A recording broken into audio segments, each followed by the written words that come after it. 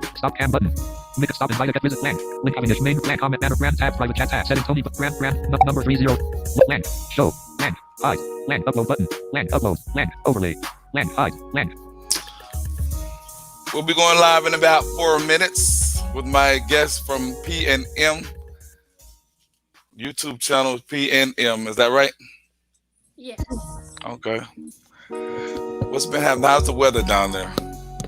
It's actually pretty hot. Surprisingly. Okay. It's nice. It's nice. Is that music too loud on your end over there?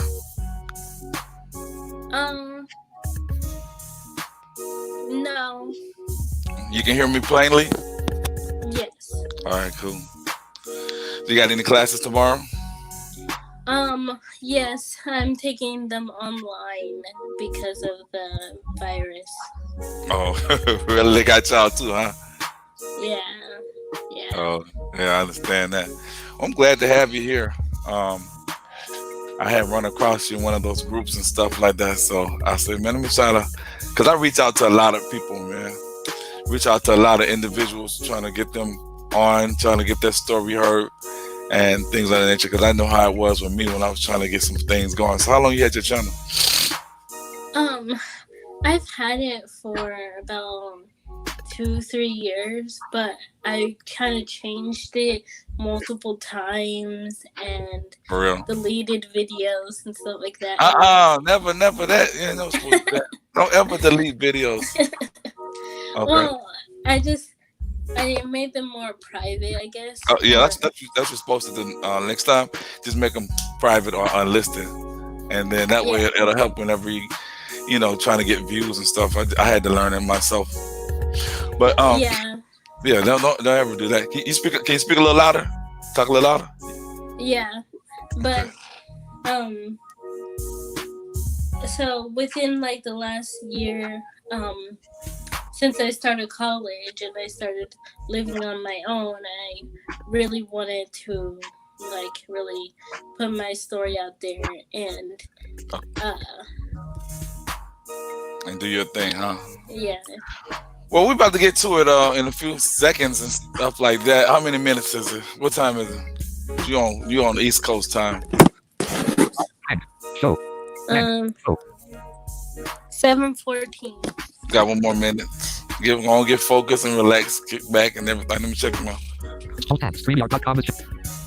Hide link. Tab stop sharing button. I don't know if I should play this music. It may be a little bit too loud. I can't go to. Hold on, it might be a little late. Hold on for a second. I'm busy. I'm busy right now. Oh, let me see something right quick before we start.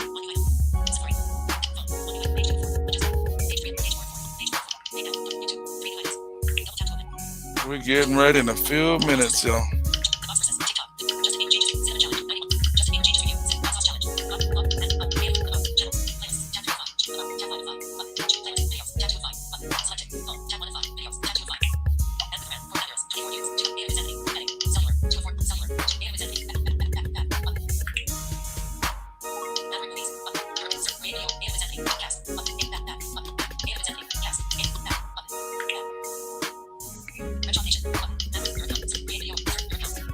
Just testing. We'll be ready in a few.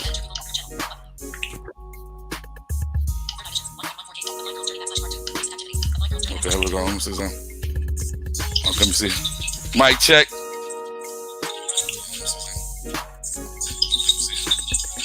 Okay, let me hear you talk right quick. Say something. Say something. Mic check. Okay, we cool. I'm gonna use the music. Here we go. I'm gonna play my little interlude and we'll be right back. This game. Alt tab task switch blank. Show. Enter show. That's right. We're on live. We're gonna get this thing one way or another. What's up, y'all? What's up, y'all?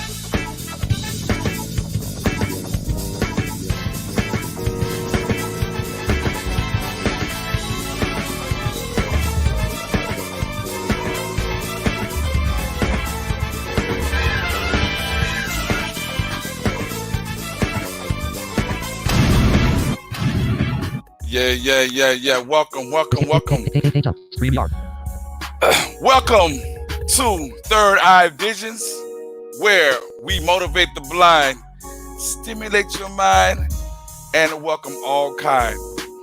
I am Anthony Parker, and I welcome my guest, Perri, from the great state of Florida. Today's topic, a blind girl's journey, part 2. Y'all remember part 1? If y'all haven't, y'all need to go check it out with my girl, Haley, from Haley, oh God, it slipped my mind, but she's on there, Blind Girl Journey. You know the routine. Subscribe, hit the notification bell, like, share. I'm stuck on share and comment. A little bit about Perri. She is, of course, visually impaired. Currently in college, she's studying performing arts. She travels with a guide dog, and also she has a cane. She also has a YouTube channel which is entitled P&M Adventures. Again, P&M Adventures, and y'all need to go check it out because she speaks on some very interesting topics. She shows you how she coordinates or move about with her guide dog, and sometimes she uses a cane as well.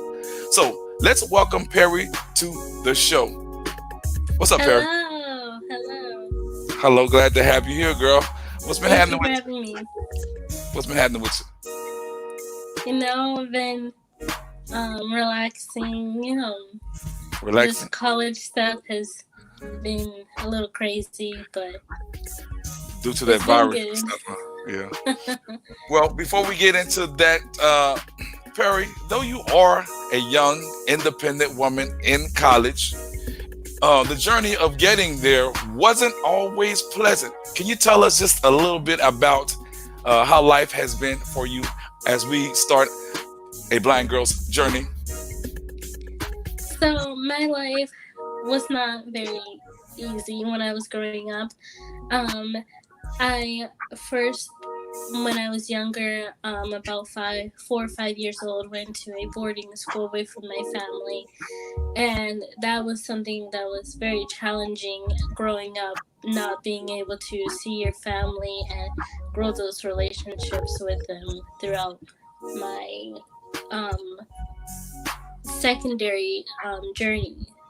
Okay. Well, before we get into all that, the meat and potatoes, as they say, let me start with the ever so popular question, which I ask all of my guests. Is how did you lose your sight, or how? So I was born visually impaired since birth. My eye condition is called congenital glaucoma. And then I have aniridia, nystagmus, and another eye condition, which I can never say the word of, but in layman's term, it means the enlargement of the eye. And a lot of my eye condition, the main one focuses on the pressure in the vessels in the eye. Okay. Well, how much can you see? About how much can you see? So my visibility, I believe, is 4,000, which is like literally at the tippy tip of like the edge of like the borderline of not be able to see what's on the letterboard for reading, and that's with using glasses or binocular. Okay. Are there any chances of it, getting better through operations or anything like that? There are some. From last time I've heard, and that was about a couple years ago, there was surgery that I could get, but it was like a 60-40%, and for me, I was not gonna take that risk because I'm happy with the way I am, and I honestly, in a way, don't want to change. I like that. You said you're happy with the way that you are. I like that. Go ahead. Yeah, I don't want to change being blind to being sighted. For me, I don't think that's really necessary. Okay. Yeah. I feel you. Because I've asked people who've had a little sight, if there've been a chance where if they could get their sight back, they would. And a lot of people have said, nah, I'm good the way that I am and whatnot, especially at this age. You're what, 21, 22, 27, 50? How old are you? 21. Okay, I was close. Now that you're here, what do you want to let the audience know in regards to you and you dealing with your visual impairment? This is your chance to let it fly a little bit, like let them know what you want the audience to know and whatever. So about me, what I've learned and what I want people to know is that things are possible, and don't be afraid to do things. Don't be scared. Like, take the opportunities and the chances and the things that you're given. I've been given so many opportunities to go to different states. I've done zip lining. I've horseback rode, tubing, flown in airplanes. Like, take those opportunities and learn. And for parents who have children that are visually impaired, let your children do those things. Don't be afraid of letting them ride a bike or skateboard. Yes, they're gonna get hurt just like anyone else, but just don't be afraid. Take those chances, because they only have one life here on earth, but they have an eternal life, is my belief. And for you who have some visual or any disability, talk to your family, friends, peers, and let them know what's going on with you, because if you don't, they can't help you in the way that you need them to. That's very well put, girl. That's very well put. I noticed that in your videos that you travel with a guide dog and cane, and you do it very eloquently.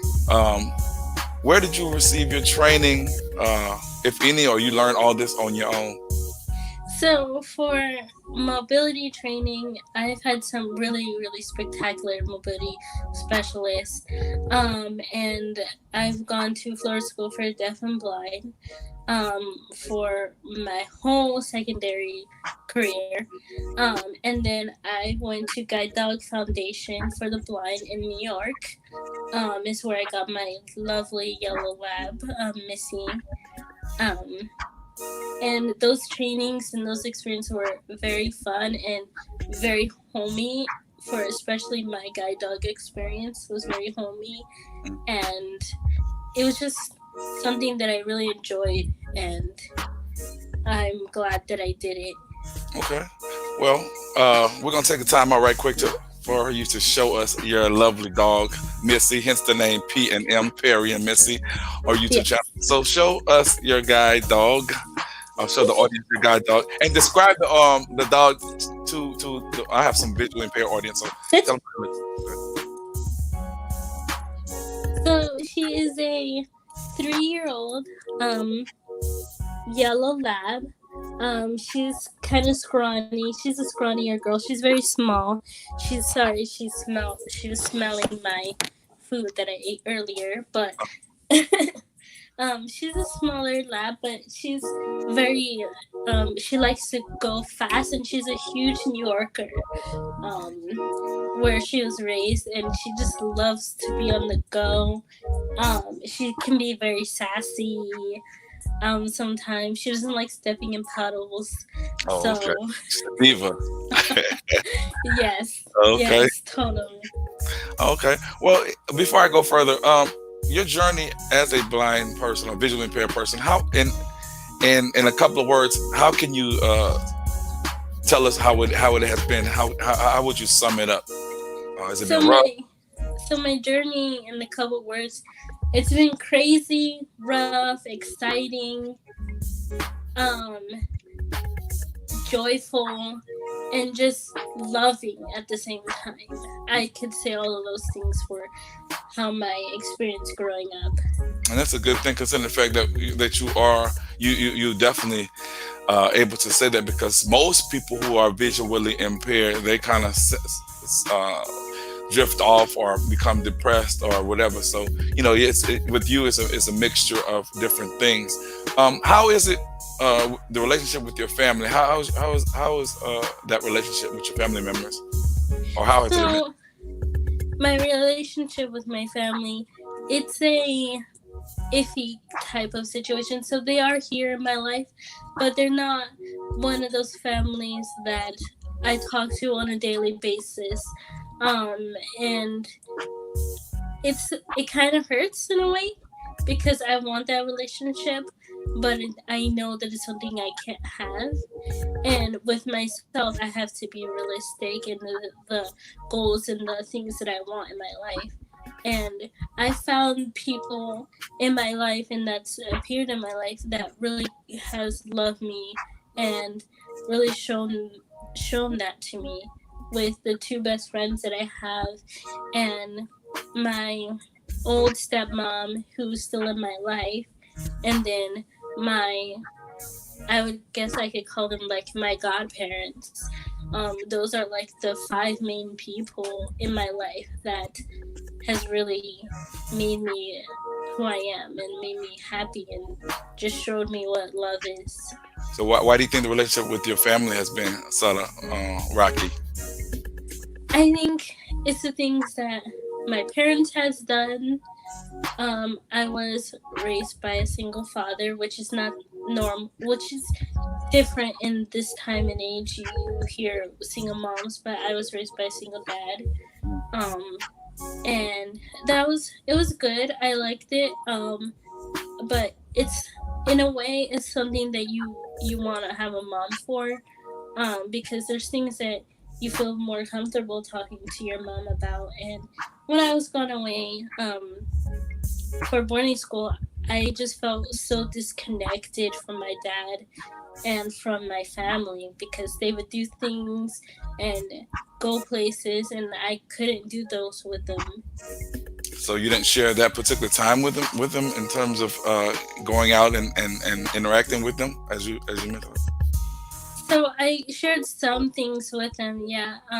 But since I was gone for 6 days a week, pretty much, um, the things that they would do on weekends or go to church or do things, I just wanted to stay home and relax because those 6 days a week being gone and having to travel 2 hours every twice a week was very stressful and very hard on me, and especially as a young girl, and um, not be able to really speak to my parent, especially throughout the week like that either, because they were busy working so hard to make sure I had a roof over my head, which I'm grateful for.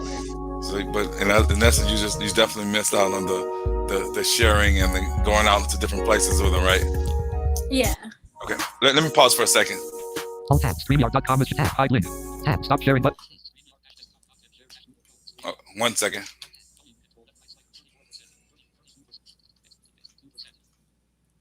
Okay. We are speaking with Perri from P&M Adventures. You can definitely check her YouTube channel out and find out a lot of great things about her and what she does. She shows you definitely how she is an independent woman, and some of her college days are also documented on her channel. We were talking about your parents, and when you were saying that you sort of missed that interaction between a mother and a daughter because you were raised by your father. So did that kind of like hinder you as you got older? In a way, yeah. I mean, I did have my stepmom who was there, but you still want that relationship with your biological parent. And it was just a very up and down thing because my mom would say that, oh, um, I would pick you up and then she'd not show. And then it was just one of those constant things that would happen. And as a young kid, you get so excited to see your parent. And there was times where she wouldn't show up.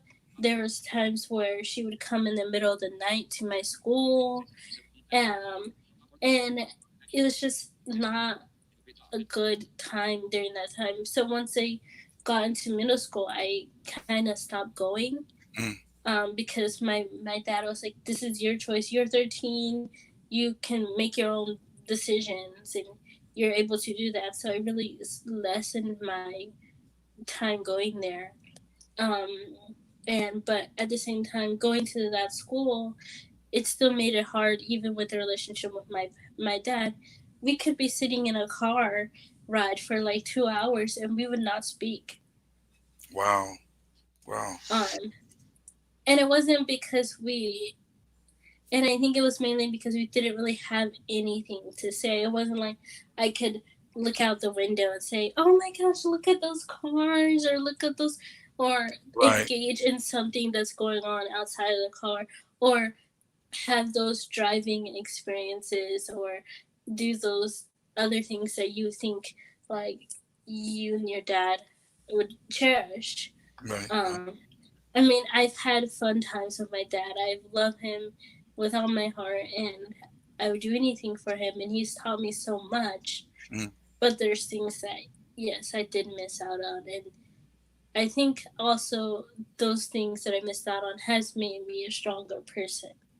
I feel you on that. We're going to talk about a little bit more of an issue that is very prevalent, but I'm gonna keep the audience waiting just like 2 more minutes longer and ask that. So, ask you this: Do you feel that? Do you ever feel like because of the fact that you didn't have that tight bond with your family or your mom, and your dad, y'all weren't on the same page, that you kind of like feel sad sometimes, or because I know you did say it has made you stronger, but in reality, we all do. Uh, we all do, get sad about certain things. Do you feel that way at times? Like, man, you know. Yeah, I do have those feelings. Like, man, I want to, like, I wish, like, my dad would call me every day, especially, like, when I was at school. Like, um when I was there, like my friends, they would be talking to their parents every day. They would be texting them every day or every few days, and I wouldn't hear from my dad until maybe Thursday or that Friday. Like, oh, I'm 15 minutes away from my bus stop, that type of stuff. Mm, And it wasn't um but also I understood that he worked from 6 a.m. in the morning to like 8 o'clock at night. And so it was one of those things that was hard, but you understood where the parent was coming from at the same time. okay. Um, but it's still hard for me today not being able to hear from my parent on a regular basis. Especially to check up on me. Oh, how's school? How's your apartment? Like, do you need anything? And things of that nature. And it kind of hurts in a way. And um, it really, like, makes you really think back on your life and the things that you've done, and like the things that you want to do, and my life choices coming up in the future, and how I make those decisions. Okay. Well, gosh, just I wear my heart on my sleeve, and I was about to shed tears because I mean, and it's not saying just because you're visually impaired, just the fact that you are, you're just starting out, going to college and everything. You want your mom and dad to be proud and want to tell them the things that you've experienced and whatnot. So I mean, luckily I've had the opportunity. My dad recently passed, but I've had the opportunity to talk to them while I was in college. But speaking of college, tell us a little bit about the atmosphere in terms of how you know maneuvered. As I mentioned, you use a cane and a dog, but how you maneuver, how you had taken some of your classes, or how you take your classes, and how the students treated you and your roommates. Just give us a little insight into that particular journey, because Yeah, I had spoken to you about a particular issue um, that yeah. This is the issue, and this is something that I do plan on like explaining more on my channel, and in upcoming videos, and um, to show how I live and how I have things set up and things like that. But I do live in college housing, well, kind of like college apartment housing. Mainly it's for college students. There are people that are in college that live here on this property. but I have like three roommates, but we all have our own room and bathroom, um, which is nice. And but um, that is something that's challenging, um, and because you all have so variation of schedules, and for me, I don't like people being upset at me or mad at me for anything, and I try to be respectful of, my boundaries and the things that I need to do as a visually impaired person to stay sanitary and to stay clean and to to make sure that it looks nice, because that's just me. I like my place to be nice, but right now it kind of is a mess. But um, Hmm. I understand. because, because I'm moving things around and stuff like that. But generally, it's a pretty nice setup of space, and um, the thing that was very hard for me a few days ago and has been challenging within the last couple of months, and I'm still learning how to deal with, is when how to determine bullying or confrontation, um, and how to interpret it and what to do about it in these type of situations, because it's not like I'm in school and you can go tell a teacher. That's not how you do things now. You really have to talk, and you have to express, and you have to tell people what's going on, and you really have to communicate, especially when you're living with other people.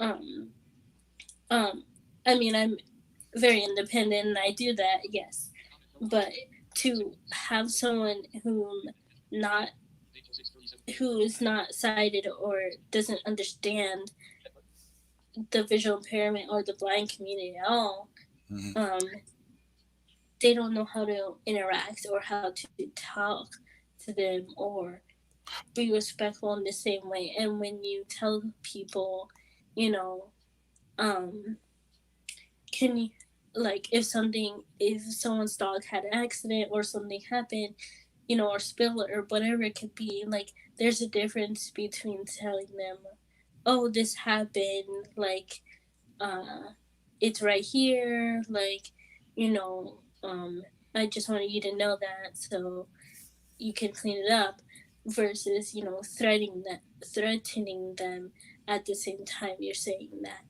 Okay. And so, Let me stop you right here. I just got a text from a great friend. She said that you sound like a very strong person. Her name is Angel, and she said to keep going. And I've been on her for a long time, and she definitely can give some pretty good advice. So take that with the grain, and run with it. Well, hopefully, one of these days I'll introduce you to her. But she said stay strong. But I wanted to. thank you, I will. She said, I wanted to ask you, just basically we were talking about what you just stated, which is a form of bullying. Do you think that people sort of bully you or vex you because you're visually impaired? Or they just I know people are dirty and wrong and do wrong things regardless, but you think it's extra because of your impairment? In a way, I think it's a little extra, but also I think it's ignorance, um, in how to communicate. And maybe for me, I was taking it in the wrong way and they didn't mean it that way. But at the same time, the way that someone in the blind community hears the tone of someone's voice or the way they speak, is a really huge thing. That's true. And that's how I know how someone's really feeling, because your voice does not lie how you feel. Someone could be smiling, but your voice tells everything. And then that I want to definitely piggyback on, because that does make sense. See, people sighted people, they really don't understand that you could be smiling at them, but the way you say things to them can really paint a whole another picture. So that's something to definitely to be aware of and take note of. And I'm glad that you touched on that. And as far as the bullying situation, I mean, I think that's something that goes on with sighted people, blind people, people who are impaired in other ways, shape, or form. It's just unfortunate that you had to go through this. Have there been any other instances where you were, or you felt like you were being harassed, quote unquote? You and you don't have to detail, just on the surface. Yeah, in a way, yes. There's another instant that happened, and I'm still trying to figure out the best way to go about it. And I am getting legal help in a way. Um, I'm not taking legal action, but I want to make sure that I'm following the right way to do things because I don't want to um, make the other person make them feel like the way that they made me feel. So I don't want them to feel bombarded. I don't want them to feel like I'm attacking them in any way. So that's why I want to make sure that I have someone who is a cop or who knows those things so they can't say that I was harassing them or attacking them when I'm trying to speak to them and explain them how I feel. Wow, all I can say, man, that's just so messed up. But in closing, I want you to talk to the people and tell them uh, basically what are you doing now to strengthen yourself, especially living in the environment that you are living with people who don't understand and are trying to continue to handle you as such. What are you doing to strengthen yourself? Are you gonna get out of that situation? And basically touch on a little bit about your college experience as far as other than that. Is it a pleasant one? Yeah. So what I do um, to prevent it is I am nice to them. And I think the best way that I've heard it is to kill people with kindness. Hmm. And that's the best thing you can do. And that's the best advice I would give someone is to kill them with kindness, be respectful, like, because they can't do anything. It's hard for someone to um, uh, not be nice to you back if you're being nice to them. I mean, it is possible. I can't really say it's not possible, but it turns the situation around. Yep, it definitely. Um, and so I just do whenever I'm outside of here, my room, I just do what I need to do for myself. I don't worry about anyone else. I just say, okay, I need to go, fill up my cup. Okay, that's what I'm gonna do. That's what I do. I come back in here, and I'm okay with that. Um, I mean, the good thing is also like we don't all have the same schedule and we all do different things. And so I'm gone, they're gone. So it's not like I'm constantly running into them either. Um, but that's what I do to prevent it. And I just stay positive. That's good. But my college, my general, like my education, my college life has been great. Everyone in my college has been very respectful. They've been so kind to me. That's good. My classmates have loved me. I make so many jokes to my professors, um, and they just enjoy it. And I'm also educating people on how I do things. Literally, last week, one of my classmates is like, "How are you typing on your computer?" Mm. Like they were just surprised on how I was typing and how I was reading from my brother's play and things of that nature. And so I just love to educate and to explain how I do things because I do all my things, everything, my financial aid, my rent, my bills, everything on my own. There's no parent involved. There's no um, assistance involved necessarily. Like besides in like paying things, like saying, "Hey, can you help me pay for this?" Like, I mean, I pay for it out of my own bank accounts. Right. Everything are in my name. Like my everything I buy for my Missy, for myself, I do it on my own. Um, and so So I'm you become an independent person, man. Definitely. Yes. Thanks to the school that you've gone to and the adversities that you've encountered, and that has only made you a stronger person, man. But if it's ever a point to where you need to talk with someone, or you're going through a situation, you call Third Eye Visions, or maybe reach out to somebody and talk to them. And I hope that you rectify the situation. And I'm glad to know that this one, these couple of events have not uh, faltered your journey as a visually impaired person, man. Because believe me, the video that I was checking out, I was like, I want to get in the car and bring the posse down and have them in the business. Yeah. You know what I'm saying? But it's only you don't have to that way. Like you said, that you be kind to them and do what you got to do and move up out of there and handle your business. So as I conclude, tell them again what you have wanted to accomplish for those who just join as far as you bringing your story to Third Eye Visions. So what I want to explain to people and to show is that I am visually impaired. Yes, that is something that I live with, but it's something that doesn't stop me. It's not something that is gonna take over my life. Um, and I don't like that they say that it disables me, because it doesn't. It truly enables me to do so many more things in my life that I would never have done, I think, if I was sighted. Um, it's giving me the strength and the wisdom to show other people that things are possible, and that I am able to do these things. And I really want to prove, my thing is proving people wrong. And that is something that I hugely do on a Mm, daily basis, is that I like to prove people wrong. And I just enjoy it, and I like to be happy, and I want to show, that yes, I'm blind, and I'm a music major, voice and vocal performance mm, major in college. And it's possible, and with knowledge, with strength, and with joy.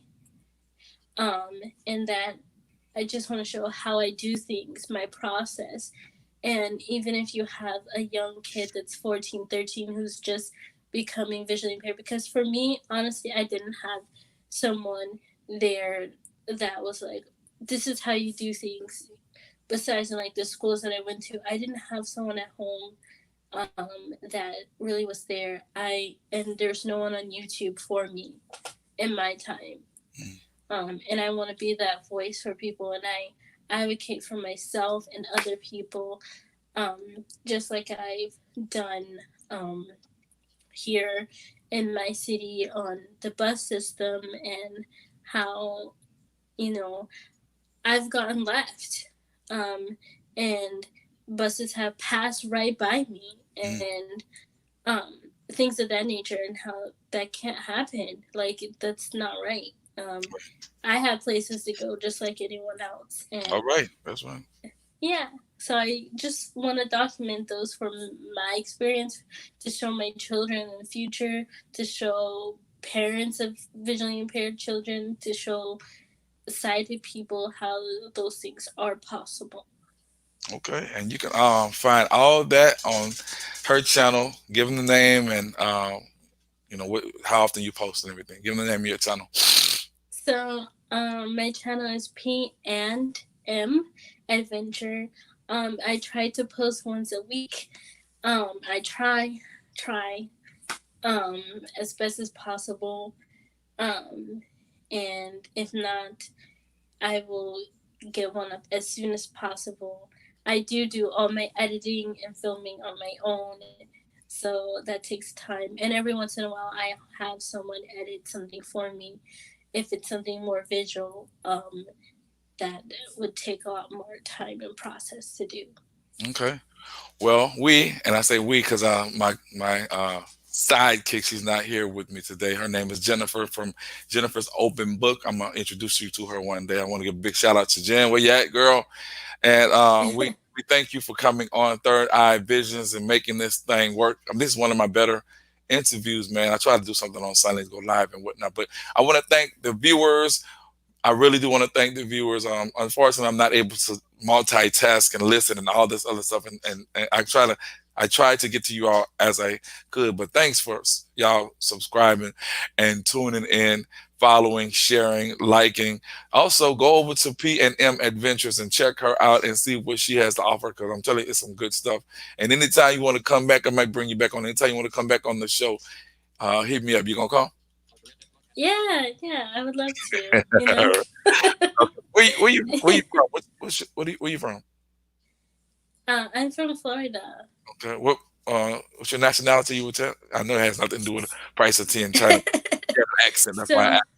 I am multiracial. I'm Jamaican and Puerto Rican. Shout out to my, island people. Well, send them a shout out. You speak that line. You speak their line. What do you say? Something in their native tongue. I understand Spanish more than I can speak it, and I do not know any Jamaican or patois. Oh, okay. Well, but I am practicing. I'm learning, but I want to get better at that. That is one of my goals. So that will happen. It better happen. And how many? What's your classification? I'm sorry. What's your classification? College. I am a sophomore. Oh, sophomore. Girl, I remember those days. You plan on pledging? My college does not have sorority. Yeah. Well, I pledge Alpha Phi, baby. But anyway, as we close, y'all, thanks for subscribing. Thanks for tuning in and on another edition of Third Eye Visions, a Blind Girl's Journey Part 2. Anybody has stories they want to send to me, want me to check them out, videos, whatever the case may be, y'all hit your boy up at ParkerAnthony225@gmail.com or ParkerAnthony225@iCloud.com or on Twitter, which is at ParkerAnthony23 or Instagram, Anthony Parker 7071 or LinkedIn. See, I'm all over the place, girl. Facebook, everywhere. Mama's yard, backyard, address, everywhere. I'm everywhere. So we're going to sign off on a Sunday because it's getting hot up in here. I'm going to chill out. But thanks again, Perri. And anytime you need to come on or you want to talk, I'm going to holler at you. Thank you. All right. You did a